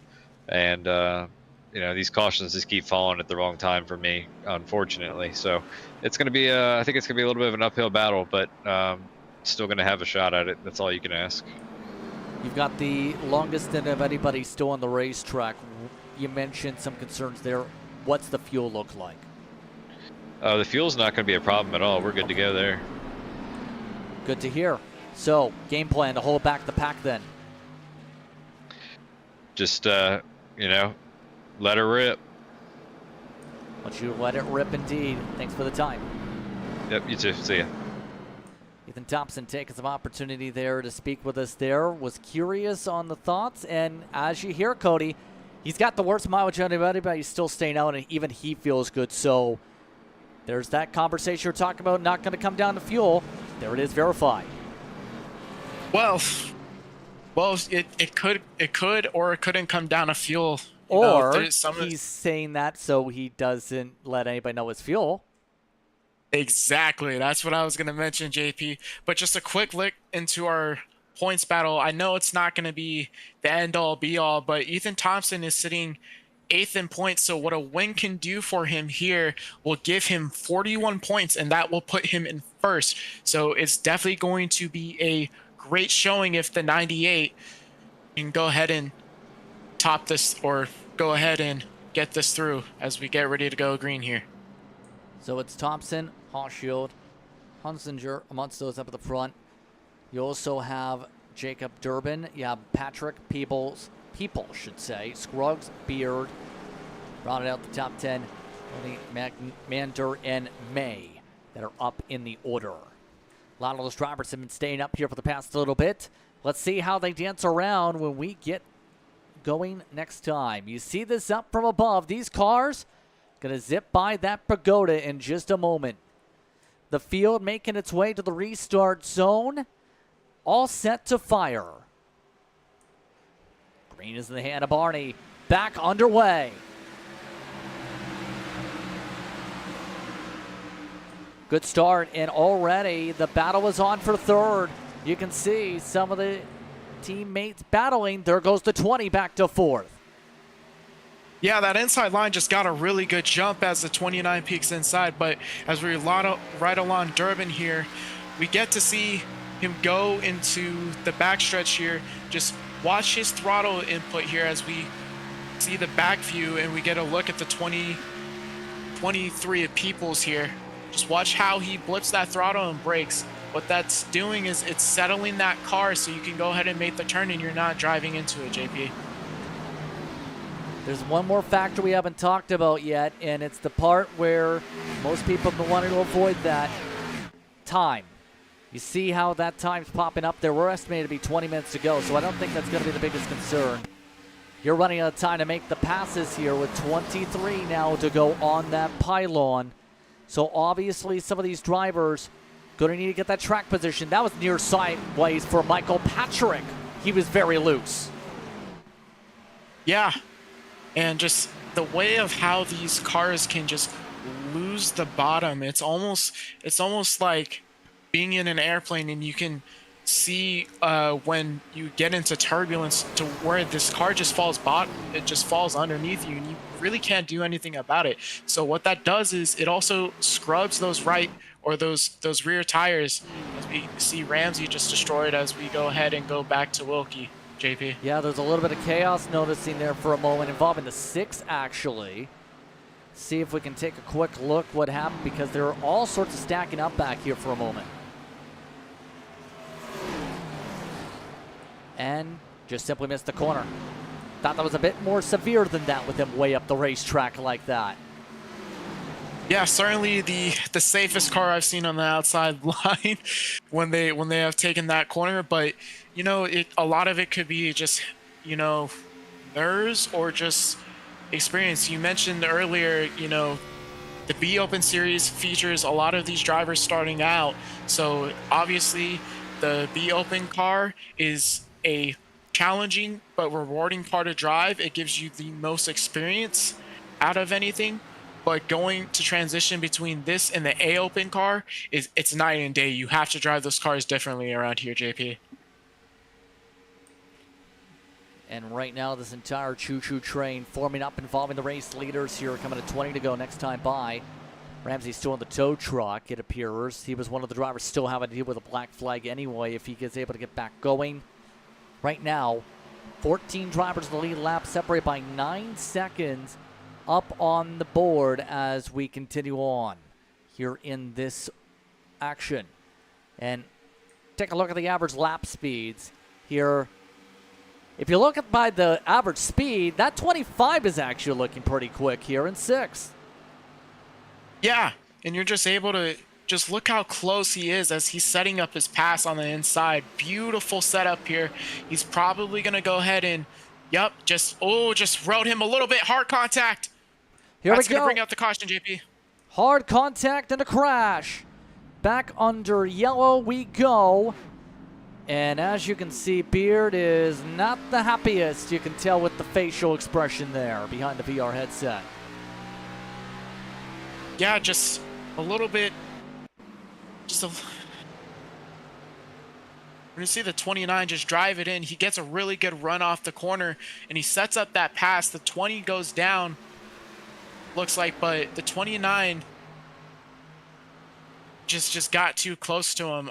Obviously, it was a little bit too close to call, in my opinion, JP. It just looks like the 20 held his line, and the 29 held his line as well. It just looked like these drivers just turn at the same time. But just one thing to know, when you pass, you have to be aware of who is on your outside. As much as you want to side draft, you can't do that, JP. Take a look at this one more time here. And this, again, going to help out even more with anyone who does have a concern. If you have a set lane in the pits, is this too early to make that call even? No, I think it's about right around the call to go ahead and take 4 tires. The tires, as we take a look, is Thompson with about 16 laps with tires, but we see some of these other drivers in the field that only have 6 laps. So we may see some of these drivers take fuel only. If I'm edge pair, I like my numbers because I still have the rights. So it's going to go ahead and give me a chance to take more fuel. But if you're everyone else, you're doing 4 tires here, JP. I want as much grip as I can going to the end. Everybody except the 99, as you said, is in. So here we go. Going to be interesting how these stops go for everybody. It's very lonely out there for that race leader. Actually, we'll pin a couple people behind the pace car / the leader. But will there be any divergence in strategy? Yes, there is. May just took a 6.5-second stop, so only a fuel stop possibly for him. And Hot Shield taking 2 tires. Race off pit road coming up. 54 wins the race. Has his teammates behind. Keep in mind, 2 tires for the first 2 out, and then no tires for May. 4 tires for Thompson. Durbin, involved in the incident, taking 2. Yeah, and you just wonder how much damage that number 20 car has with Durbin. It didn't look like there was a little bit, but there was definitely contact, so it would be interesting to see the handling. I'm surprised he didn't take 4 tires just to, play it safe, but that being said, it's track position. So now we're going to go into who has the better car and who's the more talented driver. Is it going to be Etchpair or is it going to be Hochschild? Because now we may see Etchpair be good on fuel or we may not. So we do not know, but all we do know is Blake Hochschild and the rest of these cars are going to be good to go. Let's check in with Blake here. We haven't heard from his team yet here tonight. Blake, how are you feeling up in the car here tonight? We're feeling great. Just trying to get a good restart here, and hopefully we can bring it home. So obviously you're amongst those on a 2-tire call here. How do you feel that's going to work out here with you getting track position, but then have to make the lefts last for 18, 17 laps? From what we've been, at least the data that we've had, it's shown that the lefts haven't been wiring too bad. So I'm hoping that they'll be pretty even here. Hopefully we can, basically just ride that strategy call to the end. Overall, how have you liked this series? Super fun. It's definitely been trying to get in the B car here more. So it's definitely been a learning experience for me. But this league's awesome, and you guys put on a great broadcast as well. Well, thank you. I appreciate that. I just have a quick question. What would going back-to-back mean for you and the team over at Spectrum? It'd mean a whole bunch to me, and I think a whole bunch of the guys here as well. I know we definitely want to get another win, whether it's me or Brandon, I know behind us, or Jacob even is up here too. Shout out to Wilkie as well. But yeah, I definitely would love to get it here. Thank you for the time, Blake. Of course. You guys have a great one. That's Blake Conchio currently running in good position, in high spirits here, Cody, as we get ready for a restart pretty soon. Your thoughts on what he said? Yeah, and I'd have to agree. Racing is all about momentum, and it's a little bit different. You know, it's almost like basketball, to where we see these drivers go on hot streaks to where they have a heat check, and if you can put together back-to-back wins, what it does for your points, what it does for the statement of your team, saying, hey, we have fast cars, we are the fastest car. You know, it's a lot to say, hey, we are the #1 driver, and it cements himself as a title contender. The difference between having 2 wins early on and having no wins is night and day, JP. So again, Echipari staying out on the track. Couple lap difference on his tires. You have some 2 tires working away from 2nd, 4th. You also have them in 5th. May, believe, took a top off or something along those lines. Was only a 6-second stop. Then it's 4 tires for everybody else. Are you ready for an interesting one? We have 17 laps to go here tonight at MLSR. We're all set to restart. Barney with the green in hand. We're back underway.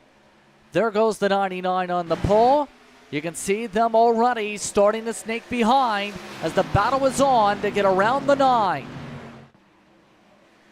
Yeah, just talking about teammates being in coordination. I've mentioned it a few times this race, but being coordinated and timing the same runs. This is where the experience is. Oh, no, trouble! There goes the 11. Slides in the back. No flag yet as they all try and gather it up. They're still parked on the racetrack. Cornet's in as well. Yeah, that 11 car is done. I want to see what happens. Let's see it. It goes.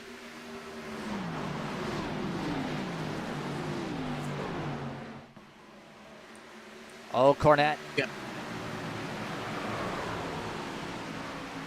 Just looks like the 83 just caught the bottom. As much as you want to hug the bottom off of turn 2, if you hug too much and you hit that grass, it's gonna upset the car. So watch how he puts it in. Great entry, but he catches that bump there, and that's gonna unsettle the car, especially on cold tires and restarts. And it just does not look good for the 11 car. I think that car is done.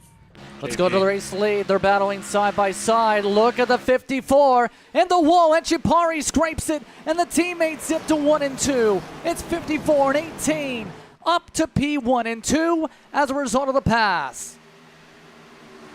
Yeah, it just looks like he got a little bit too tight. I'd be interested to see if there was a replay so we could see what happened there as to what caused the battle there. But now we go into the MLSR Be Open replay as we see they're just battling. Great pass by the 54. He rode him a little bit high, and that caused him a little bit to go up into the wall. And it looks like there was a little bit of pushing to set that 54 to have clean air and to make the pass. So that's really good work by the 18 to go ahead and push him up the track and then make that move. on the inside, JP. One more time, let's see the full setup here because we were looking at what was going on with the incident. The 54 took him a few moments to set up the pass in the first place. And remember, you talked about such as this, about timing and when you get the run, especially if you get down the straightaway. This set up by turn 1, it looked like, maybe, for the full set. There's the swing. Yep. There's a swing, and we talk about the different grip levels between the 99. Maybe the 99's babying it a little bit, but just a beautiful setup, and to have that 18 car push the 99 out in front, that is race experience. That's something you cannot teach. Push him out in front. There's contact, so the 18 goes ahead and pushes him a little bit, sets him wide, and now you got the two Team Spectre cars holding their respective gains. So now we may see the 54 if he wants to go back-to-back, or if he wants to have Hussinger, who's second in points, by the way, JP, take a win. So they're going to be in an interesting spot here to battle with a teammate. Ethan Thompson, for his sake, still has a bit of pressure from behind. Durbin, for his case, remember, that 20 was involved in the contact for one of the cautions. Look at the run going on behind him, though. That's Michael Patrick making a dive to the inside, trying to rip away fourth. Oh, and a wiggle. Yeah, maybe some of that damage is settling in, so the 81 might get the pass over here. It just depends on if that 98, yep. So it looks like the 20 just let him by. He got a little bit too tight, and we're starting to see that damage, or maybe just the two-tire take there just sort of maybe be a mistake call for Durbin. I know that he wanted to be on the same time strategy as all the other drivers. I would have liked to take 4 tires, because I don't think that pass happens with 4 tires, JP. Yeah, and Durbin at this point just going to try and hold on because he's got drivers like Beard right behind too in the mix. Let's compare the last lap between these two, for example, and then you compare the difference of the drivers behind to provide pressure. Difference in laps really come into play. Beard looking to see can he steal away a top 5. We're down to under 12 laps to go. Once again from the Brickyard here on Precision Entertainment. All this is with the top 2 up by more than a second. Still, those 2 tires are still working a treat up at the front. The 98's been not able to close up the gap. Was the same speed as the leader last time by. Yeah, and some of it has to do with, the setups of these cars, who has the faster car, but also, not to mention, the track temp. The track temp is still at a cool 92 degrees, so we haven't seen the fall off as some of these iRacing open session series that we've seen. A lot of the track temps in those sessions have been upwards to between 105 and 110 degrees, so we're seeing these cars handle a lot better than what they would settling in for in a regular iRacing session, JP. Looks like Burke came down pit road all of a sudden. Not sure why. Was one of the final drivers to lead lap in that spot as the timing pylon through. So obviously a situation for the 22. Fortunate for them, but look at the difference of the 18's line a bit. Trying to find clean air, coming to 10 laps to go. Hunsinger trying to find a way to build up the run here to pass by his buddy. Yeah, but also it's all about timing, right, JP? And I think with Burt going down a pit road, I think he just had too much of a fall, so I think that's why he pit to go take tires there. But just one thing you don't want to do is you don't want to get side by side, because what that does is that brings the 98 and Thompson back in the mix. The moment you go ahead and race for the lead is the moment that 98 starts salivating, as Durbin just made the pass for Patrick. But as we see the sectors totals, it looks like they're about even, JP. Yeah, about a 1/10 of a second difference to answer the question in the opening half of the racetrack. There won't be a third sector likely in this spot, as they're pretty tight. But as you were saying, they're pretty much battling here. Beard is now in the top 5, made the move on Patrick. Yeah, just a beautiful pass off of 3 and 4. We we haven't seen some of those cars set up the pass into 3 and 4, but he's done it well. So now we're going to see Tim Patrick to sort of side draft here. Here he goes. He's going to start side drafting. Beautiful turn. The 6 ends up being able to handle it as he just gets a little bit loose, but he's going to try to side draft his way over here. So I think he's going to try to set his pass up into 3 and 4. It just depends who has the faster exit speed. See them separated on the racetrack by a few tenths here, give or take, or rather a few car lengths is the rather point here. Coming up to 8 laps to go. Look how much he's digging in, but had to get off the throttle pretty aggressively there. With the way the car's set up, seems to be really solid on entry, but has to make sure it stays stuck on the track of the apex. It's costing time. Yeah, and maybe that car is just a little bit too loose. Maybe if, you know, he isn't able to put too much gas as to what he wants to on exit, but that's how you get the car to rotate. You sort of want to post it in right at the corner and then be on the throttle off of exit so you can go ahead and get the exit speed. But we have a battle for 4th here, JP. Yeah, they're still bumping and painting. Durbin has Beard all over the bumper, trying to eat the back end of that machine. Patrick again, trying to make the move to the inside. Look at the run for the 81. He wants the top 5 hard. Again, a bump to the inside. Yet again, Beard getting the run. Running out of laps to go here, about 7 to go. Beard's having to work hard just to be able to hold on to this. Yeah, it's really great defense from the 20. You know, we talked about the damage that he suffered. He's doing a really good job at defending. He's taking really good defensive lines. He's matching the pace of Beard. If Beard wants to go ahead and set up his pass in the front straightaway, that's when he's going to have to do it. But that is a big no if you're setting up in a 3 and 4. They're even off of 1 and 2, but he's just not able to get the run here. So let's see if him and Patrick, you know, sort of team up and help. JP. Took another look again. Doesn't work out there in that situation. As they continue to fight hard. The race lead separated by 2 tenths coming up to the final 6 laps. So that's looking decent on the separation for now, except for one thing. Guess who's caught them?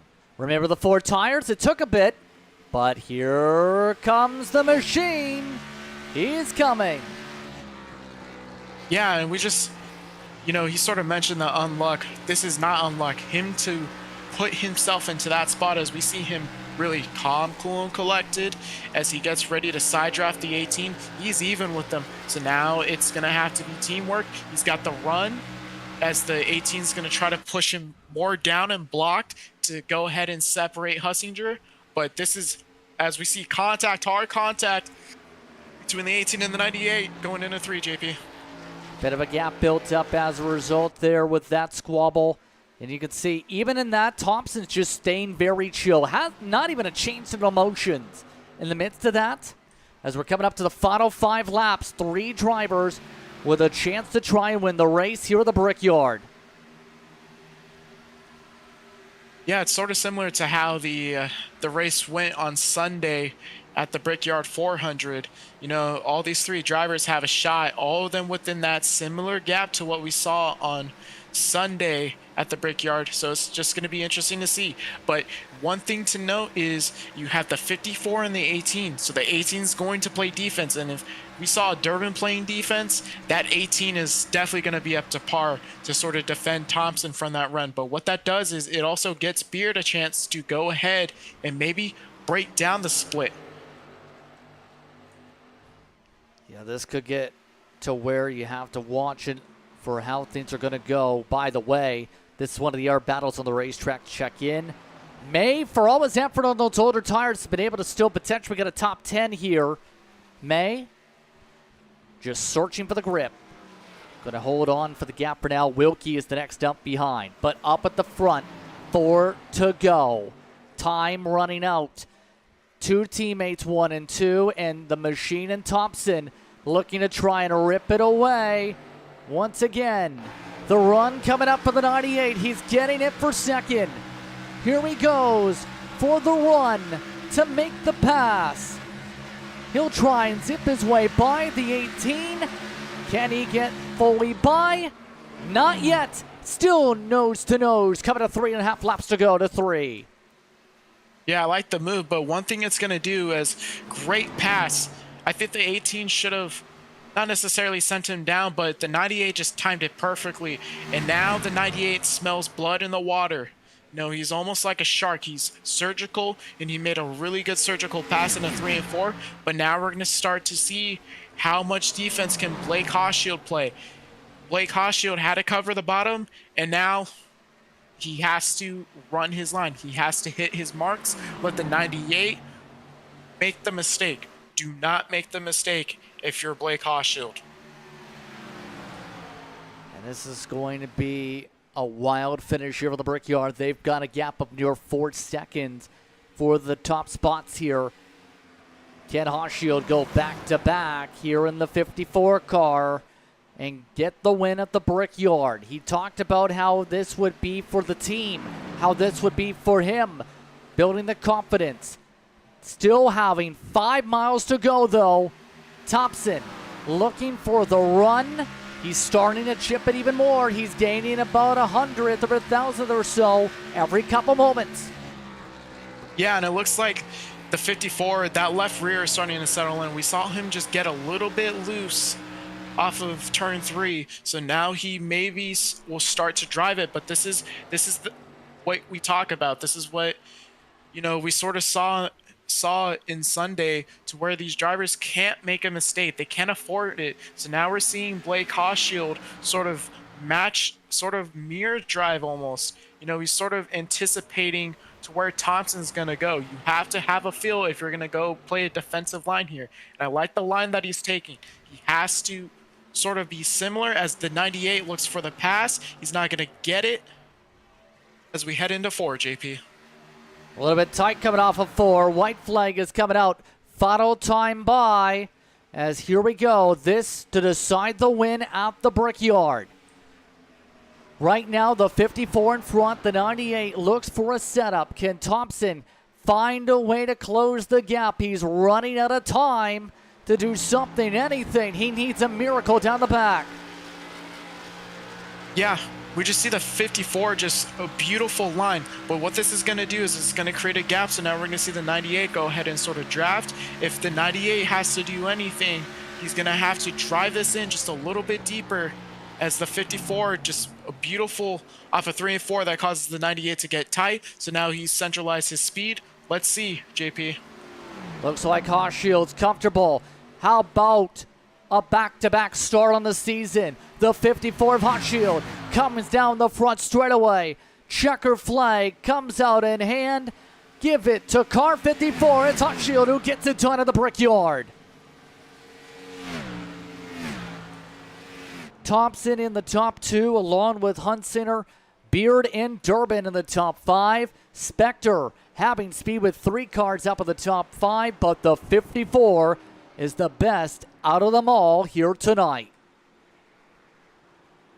Yeah, just another end race dominant display. I mean, just the coordination between teams. You know, obviously the driver and Blake Hochschild, a lot of talent, and a lot of experience. You know, cheers to both him, the 54, the 18, and Durbin, and a lot of Team Spector fans are happy.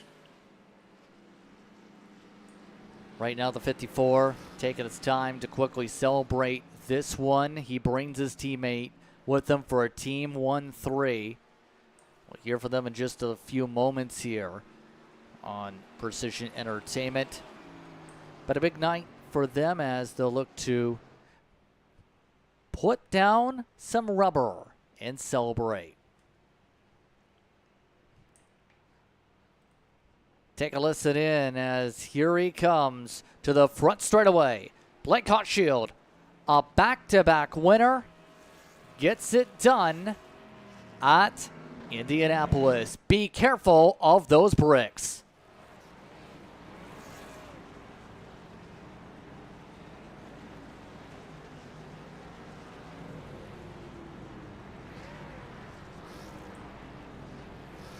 The 54 gets the chance to light it up and put together the celebration here tonight from Indianapolis Motor Speedway. What a finish. He ends up leading 27 laps on the way to the victory. That's the most out of anybody here tonight. Take a quick step aside. We come back. Post-race results. You're watching tonight's action. You're on Precision.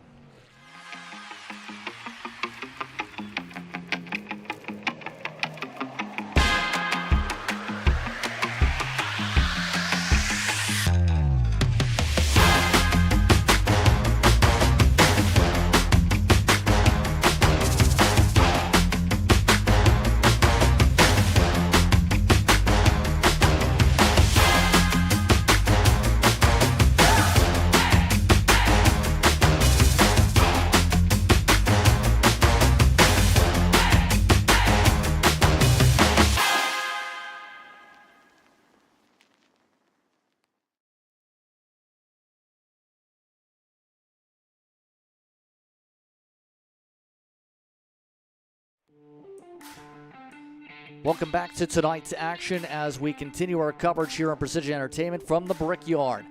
As this evening definitely put on some intense racing from start to finish, here is your race results for this evening's coverage. Blake Caulfield coming away with the victory here tonight, followed by Ethan Thompson.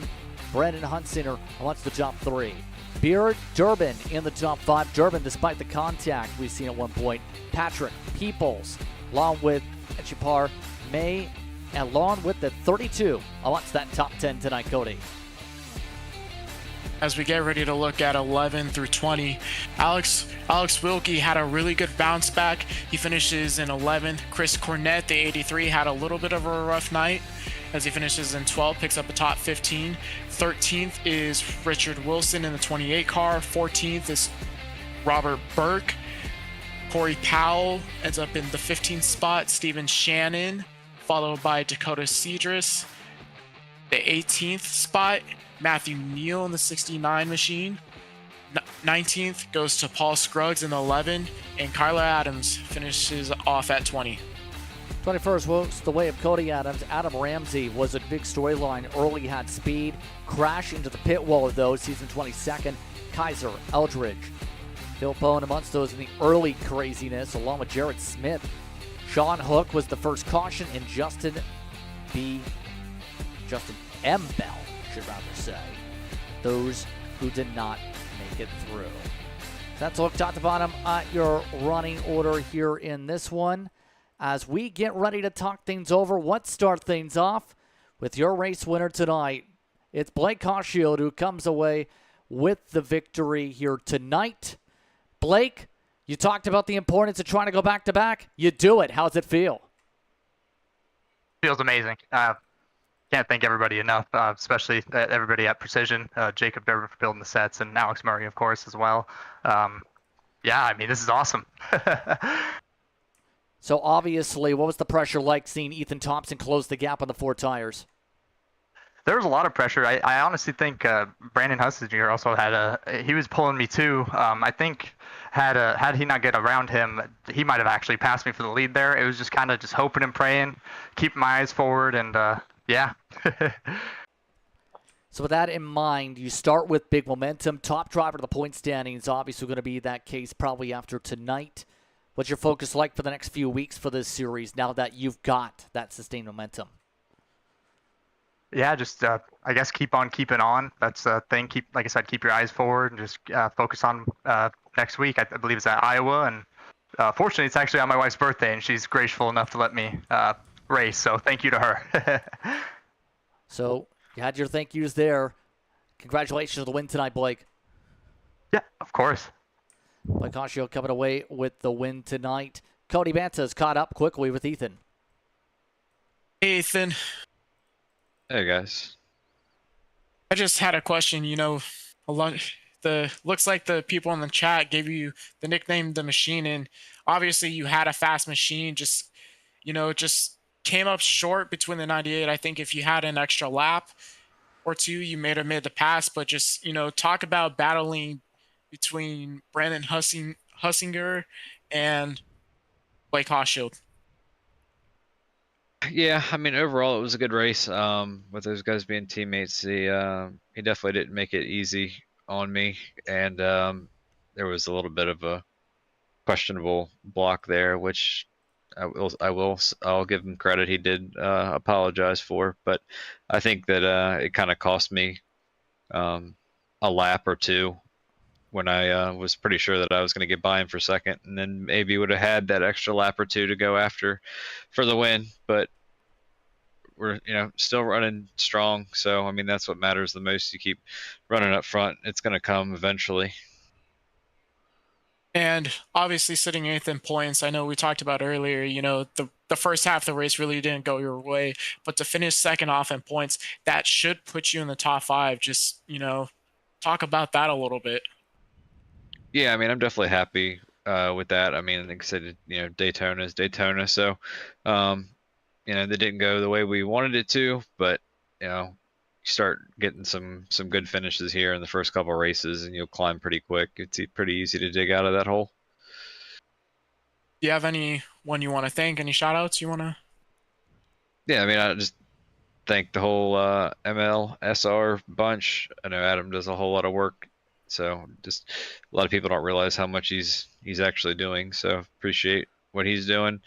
You guys at the broadcast team, everyone that's here racing. It's nice having a nice full competitive field so far here. These two races.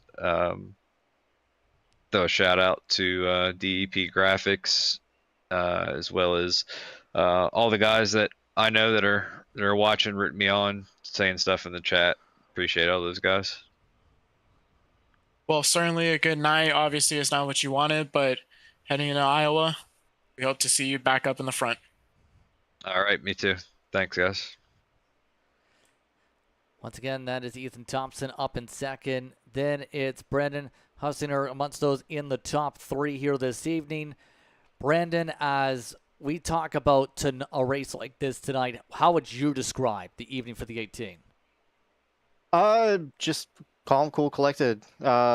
Didn't have a whole lot of luck going into officials the week prior, going into this week, so kind of shaky as to where I thought I was going to see myself over the course of the race. But luckily, just car drove great. Got to avoid a lot of the problems that other people might have had.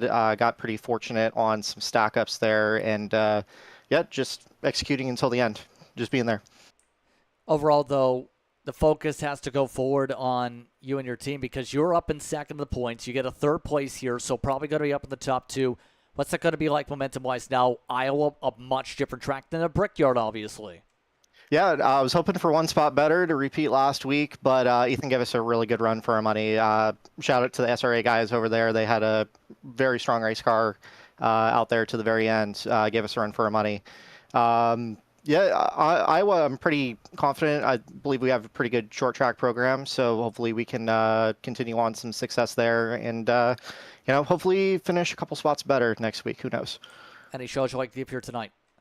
Oh, yeah, absolutely. As always, shout out to the Spectre boys, Durbin for the sets, Murray, Coffee, Harper, Abernathy for helping us out on the box, Durbin again, Blake on the win, Jordan and Chris over at Kill Switch, our affiliate team, Wilkie, great morale guy. Shout out to you, buddy. I missed you last week, so I'm making up for it this week. And as always, sponsors go Precision Speed Solutions, Pay RVA, JZM Custom Tile Works, Superior Insurance, and Precision Entertainment, and you lovely folks for calling the race tonight. We appreciate you guys. Congratulations on the top three tonight. Yep, thank you guys. It's going to like to thank the entire top three for speaking with us during post-race coverage here on Precision Entertainment. But on that note, your final thoughts tonight, Cody, as this evening definitely had an exciting one. And, oh, by the way, it's my birthday next time out when we go to Iowa. Well, happy early birthday to you, Justin. obviously from me and also the people at Go Precision, but Iowa's going to be a little bit of a different track. We're going to see the horse package pick up, so we're going to see about 850 horsepower, so these cars are going to drive a little bit faster, and it's going to be interesting to see how these drivers handle that course. But overall, a fun, entertaining night. Obviously, a lot of these drivers now have settled in, and now they're going to have to start putting together performances, JP. They definitely will, and from here on out, the focus is simple. Who's going to be able to pick up points by the time we get to the final few races, the final 4 races for that championship. But on that note, it's time to say goodnight. I'd like to thank everyone for tuning in for tonight's coverage. For my colleague, The Move, Cody Banta, for Whiplash Simcams, I'm Justin Prince saying thank you so much for tuning in for tonight's coverage here on Precision Entertainment. For Major League Sim Racing, it's B Open Series.